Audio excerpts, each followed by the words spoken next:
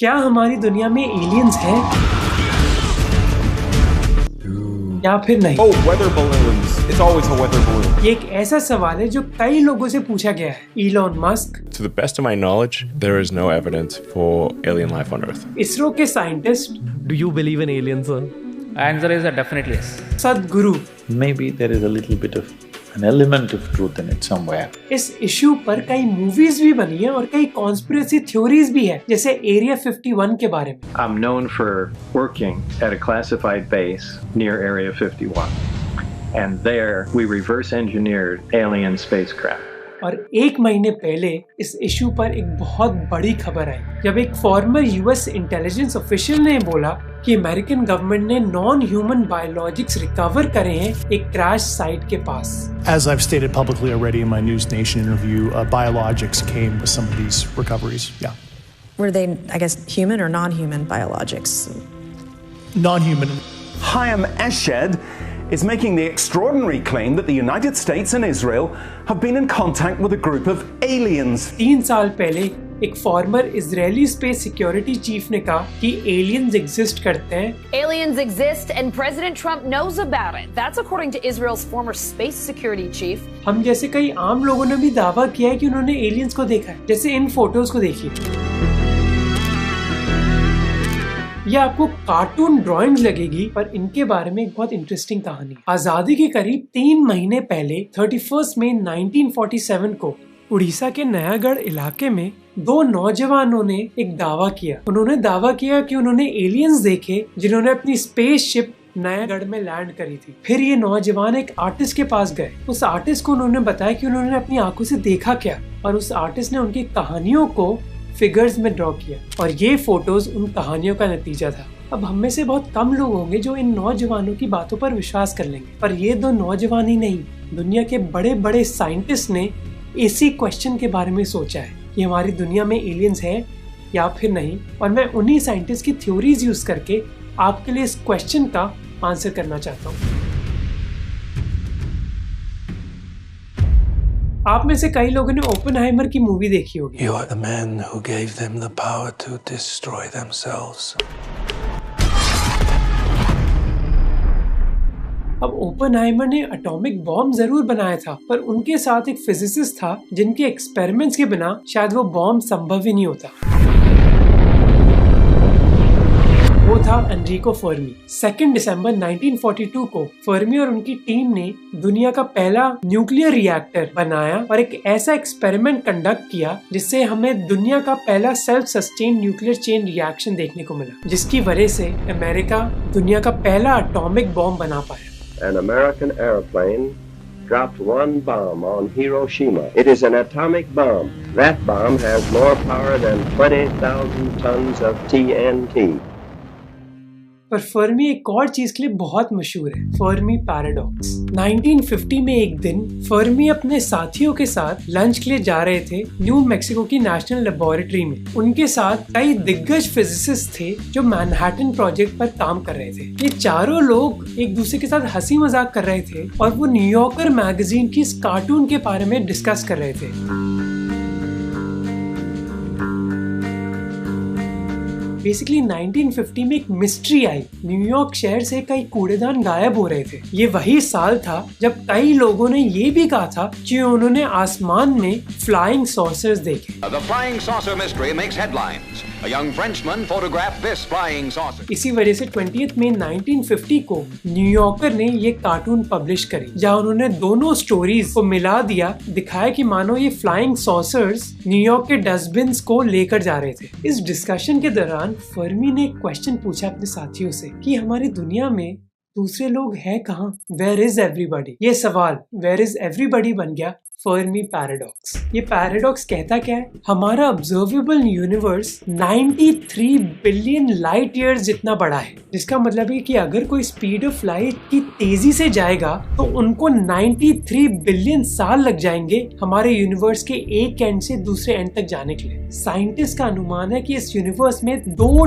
Trillion galaxies हैं। हर Galaxy में करीब 1 लाख मिलियन स्टार्स हैं। साइंटिस्ट के हिसाब से 10 to the power 25 planets in stars के इर्द गिर्द घूमते हैं। 10 raised to power 25 अनुमान लगाना भी बहुत मुश्किल है। तो जब इतने बड़े यूनिवर्स में इतनी गैलेक्सी, स्टार्स और प्लैनेट्स हैं, तो क्या एक और प्लैनेट में एलियंस नहीं हो सकते? इस चीज के बावजूद अगर हमारा ब्रह्मांड इतना बड़ा है तो हमें कोई एलियंस क्यों नहीं मिले अभी तक? यही है फर्मी पैराडॉक्स कि बहुत अच्छी संभावना है कि हमारे ब्रह्मांड में एलियंस है, पर इसके बावजूद हमें ये चीज प्रूव करने का सबूत नहीं मिला है। इसी सवाल ने कई साइंटिस्ट को तंग किया है। फर्मी ने यह भी माना कि हर प्लैनेट पर लाइफ नहीं हो सकती। एक प्लैनेट पर लाइफ होने के लिए उसको एक गोल्डीलॉक्स जोन में होना चाहिए। क्या है ये गोल्डीलॉक्स जोन? बचपन में आप में से कुछ लोगों ने एक कहानी सुनी होगी, गोल्डीलॉक्स एंड द 3 बेयर्स की। इस कहानी में 3 भालू होते हैं, पापा, मम्मा और बच्चा। एक दिन उन्होंने नाश्ते के लिए अपने लिए दलिया बनाया होता है और जैसे दलिया ठंडा हो रहा होता है वो घर के बाहर चले जाते हैं। उसी समय एक छोटी लड़की गोल्डीलॉक्स उनके घर में आती है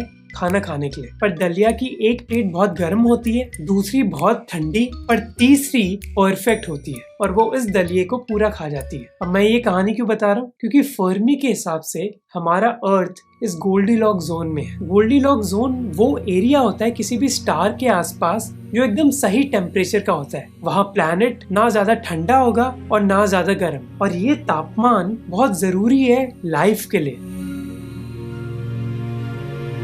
जो अर्थ का डिस्टेंस है सन से वो करीब 150 मिलियन किलोमीटर है और हमारे सोलर सिस्टम का वो गोल्डीलॉक्स जोन हुआ। इस चीज को प्रूव भी किया था एस्ट्रोफिजिसिस्ट माइकल हार्ट ने। 1978 में उन्होंने एक कंप्यूटर मॉडल पब्लिश किया जहां उन्होंने कहा कि अगर अर्थ 1% ज्यादा दूर होता या 5% ज्यादा नजदीक होता सन से तो हमारे ओशंस लिक्विड फॉर्म में नहीं रहते, या तो वो ओशंस बर्फ बन जाते या फिर स्टीम। इस गोल्डीलॉक्स जोन को सर्कमस्टेलर हैबिटेबल जोन या फिर CHZ भी कहा जाता है और हर स्टार का अपना अपना गोल्डीलॉक्स जोन होता है। अगर स्टार छोटा होता है तो उसका गोल्डीलॉक्स जोन छोटा, पतला और नजदीक होगा, और अगर स्टार बड़ा होता है तो ये जोन चौड़ा और दूर भी होगा। पर क्या इसका मतलब है कि अगर कोई प्लैनेट इस गोल्डीलॉक्स जोन में हुआ तो उधर लाइफ होगी? नहीं।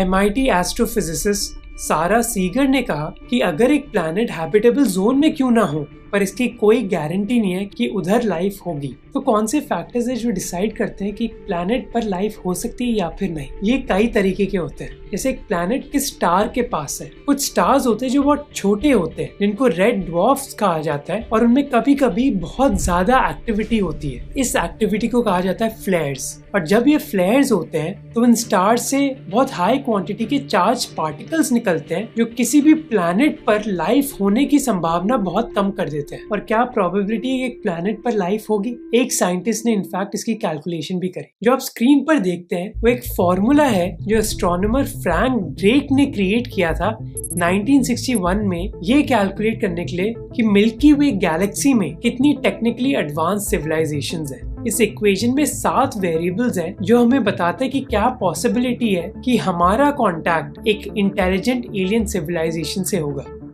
तो अब हमें इक्वेशन पता है तो हमें इसका आंसर भी पता होगा? नहीं। प्रॉब्लम ये है कि इस इक्वेशन के कई वेरिएबल्स की हमें वैल्यू ढंग से पता नहीं है। साइंटिस्ट पहले 3 वेरिएबल्स को ढंग से एस्टिमेट जरूर कर सकते हैं, पर ये जो 4 वेरिएबल्स हैं इनको अभी तक एस्टिमेट ढंग से नहीं किया गया है। तो हमारे पास एक फर्मी पैराडॉक्स है पर एविडेंस नहीं है, एक इक्वेशन है पर उस इक्वेशन के वेरिएबल्स की वैल्यू नहीं है। तो फिर हम ये कैसे कह सकते हैं कि हमारे ब्रह्मांड में एलियंस है?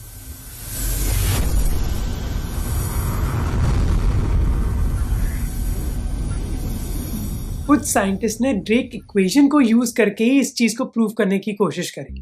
उन्होंने कहा कि मान लो कि पूरे ब्रह्मांड में हमारा प्लैनेट ही है जहां लाइफ है।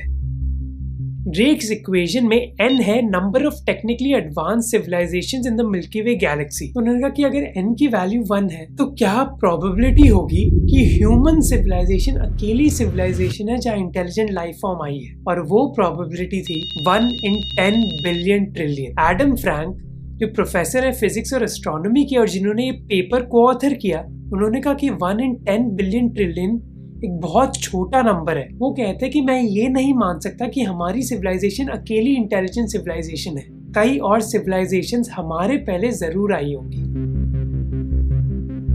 और इसके पीछे 3 कारण है। पहला कि ऑब्जर्वेबल यूनिवर्स में कई सारे प्लैनेट्स हैं। When I get asked what are the chances there's life out there, I always answer 100%. just because there's so many stars and planets. We think pretty much every star has planets. दूसरा कि scientist ने अर्थ पर ऐसी जगह भी life ढूंढी है जहाँ कोई एक्सपेक्ट भी नहीं करता. We've also discovered life on Earth in environments where nobody expected to find it. We see life all the way deep in the subsurface of the planet, miles down in like gold mines. We see life near volcanic calderas. We see life on nuclear reactors. We see life in the most extremes. अब तीसरा कि हमारा universe बहुत पुराना है. इस चीज को समझना बहुत मुश्किल है, इसलिए मैं आपको एक एग्जांपल देता हूँ. मान लो कि हमारे यूनिवर्स की पूरी हिस्ट्री एक साल में कंप्रेस कर दें. तो जो बिग बैंग हुआ था जब हमारा यूनिवर्स क्रिएट हुआ वो 1 जनवरी का पहला सेकंड था, और आज जब आप ये वीडियो देख रहे हो तो वो उस साल का आखिरी सेकंड है. अब इस एक साल में गेस कीजिए कि ह्यूमंस कब उभरे. 31 दिसंबर रात के 10:30 बजे, 11:33 PM को कुकिंग स्टार्ट हुई हमारी दुनिया में, 11:40 को कपड़े और 11:48 को होमो सेपियंस आए. तो साल खत्म होने के आखिरी 12 मिनट में ह्यूमन सिविलाइजेशन स्टार्ट हुई, जो आपको अंदाजा देगा कि हमारा यूनिवर्स कितना पुराना है. तो जिस लाइफ को हम जानते हैं वो यूनिवर्स के एक बहुत छोटे से टाइम में डेवलप हुई है. तो जो और इतना टाइम बचा उसके दौरान भी तो दूसरी लाइफ फॉर्म्स डेवलप हुए होंगे दूसरे प्लैनेट्स में. और अगर ऐसा है तो हम एलियन लाइफ से अभी तक मिले क्यों नहीं है, या फिर एलियंस हमसे क्यों नहीं मिले? इसकी कई थ्योरीज है. जैसे एक थ्योरी कहती है कि किसी भी सिविलाइजेशन को इतना डेवलप होने के लिए जब तक वो एक दूसरे के साथ कम्युनिकेट कर पाए तब तक तो वो सिविलाइजेशन डिस्ट्रॉय हो जाती है. मैं एक्सप्लेन करता हूँ इस बात को. ये जो आप अपने स्क्रीन पर मैसेज देख रहे हो वो मैसेज था जो ह्यूमंस ने एलियंस के लिए भेजा था 16 नवंबर 1974 को. इस चीज के लिए हमने यूज किया था उस जमाने का सबसे पावरफुल रेडियो टेलीस्कोप. ये मैसेज भेजा गया था स्टार सिस्टम M13 की तरफ जो हर्क्यूलिस कॉन्स्टेलेशन में है. पर M13 करीब 21,000 लाइट ईयर्स दूर है. यानी कि अगर आप स्पीड ऑफ लाइट से ट्रैवल करेंगे तो आपको 21,000 साल लगेंगे उस M13 तक पहुंचने के लिए. तो मान लो अगर उनको मैसेज मिल भी गया और उन्होंने एक मैसेज भेजा तो इस पूरे चीज को 42,000 साल लगेंगे. पर 42,000 साल तक क्या हमारी सिविलाइजेशन जिंदा भी होगी? पॉल एलरिच जो स्टैनफोर्ड में एक साइंटिस्ट है, उनका मानना है नहीं. वो कहते हैं कि हमारी सिविलाइजेशन सस्टेनेबल नहीं है. हमारा लाइफस्टाइल मेंटेन करने के लिए हमें बेसिकली 5 और अर्थ चाहिए होंगे. वो कहते हैं कि हमारे अर्थ पर 8 बिलियन लोग हैं. एल्ड्रिच कहते हैं कि ये 8 बिलियन लोग हद से ज्यादा रिसोर्सेज कंज्यूम करते हैं. हमारा अर्थ कुछ हद तक रिसोर्सेज को रीजनरेट कर पाता है, पर हमारा रिसोर्स कंजम्पशन ऑलमोस्ट दुगना है जितनी रिसोर्सेज अर्थ रीजनरेट कर पाए. जिसका मतलब है कि एक समय आएगा जब अर्थ की सारी रिसोर्सेज कंज्यूम हो जाएंगी, और इसी वजह से हमारी सिविलाइजेशन उनके हिसाब से सस्टेनेबल नहीं है. साइंटिस्ट ये चीज का दावा बस हमारी सिविलाइजेशन के बारे में नहीं करते, बल्कि दूसरी एलियन सिविलाइजेशंस के बारे में भी करते हैं. ये बताया गया है ग्रेट फिल्टर मॉडल के जरिए, जिसका ये कहना है कि किसी भी सिविलाइजेशन को एक दूसरी सिविलाइजेशन से कांटेक्ट करने के लिए बहुत ज्यादा डेवलप होना होगा, पर उस डेवलपमेंट पहुंचने से पहले ही उनकी सिविलाइजेशन नष्ट हो जाएगी. एडम फ्रैंक जो प्रोफेसर है फिजिक्स और एस्ट्रोनॉमी के, उन्होंने अपनी रिसर्च के जरिए बताया कि किसी भी सिविलाइजेशन के ग्रोथ के 4 सिनेरियोज हैं. पहले सिनेरियो को कहा जाता है डाई ऑफ मॉडल, जहाँ किसी प्लैनेट की पॉपुलेशन ग्रोथ इतनी ज्यादा हो जाएगी जिससे उस प्लैनेट का एनवायरनमेंट बहुत बुरी तरह बदल जाएगा. प्लैनेट के एनवायरनमेंट में चेंज की वजह से ऑलमोस्ट 90% पॉपुलेशन मर जाएगी. थोड़ी बहुत पॉपुलेशन बच भी जाएगी तो वो मॉडर्न टेक्नोलॉजी यूज नहीं कर पाएंगे क्योंकि प्लैनेट का एनवायरनमेंट ही इतना खराब हो गया होगा. दूसरा मॉडल है सस्टेनेबिलिटी मॉडल. इस मॉडल के हिसाब से प्लैनेट की पॉपुलेशन बढ़ेगी तो, पर वो पॉपुलेशन एक टाइम पर एक स्टेबल इक्विलिब्रियम पर आ जाएगी, जिससे प्लैनेट का एनवायरनमेंट एक टाइम के बाद बदलेगा नहीं और वो सिविलाइजेशन उस एनवायरनमेंट में आराम से जी पाएगी. तीसरा मॉडल है कोलैप्स मॉडल, जहाँ पॉपुलेशन इतनी तेजी से बढ़ जाएगी कि उस प्लैनेट की रिसोर्सेज बचेंगी ही नहीं और इमीडिएटली पॉपुलेशन उस समय कोलैप्स हो जाएगी. चौथा और फाइनल मॉडल है collapse with resource change model, जिस केस में प्लैनेट में एक बहुत बड़ा एनवायरमेंटल चेंज आएगा पॉपुलेशन ग्रोथ की वजह से. पॉपुलेशन डिसाइड करेगी कि वो अपना सिस्टम बदलना भी चाहते हैं, पर उस चेंज से एनवायरमेंट में बदलाव आएगा नहीं, लोग फिर भी मारे जाएंगे. और इन चारों मॉडल्स में से अर्थ का है इस स्टडी के हिसाब से हम चौथे मॉडल में, जहाँ हमें पता है कि हम गलती कर रहे हैं, पर ये रियलाइजेशन बहुत लेट आई है. और इसी वजह से कई साइंटिस्ट कहते हैं कि कोई भी सिविलाइजेशन इतने समय जी ही नहीं पाती कि वो दूसरी सिविलाइजेशंस को कांटेक्ट कर सके।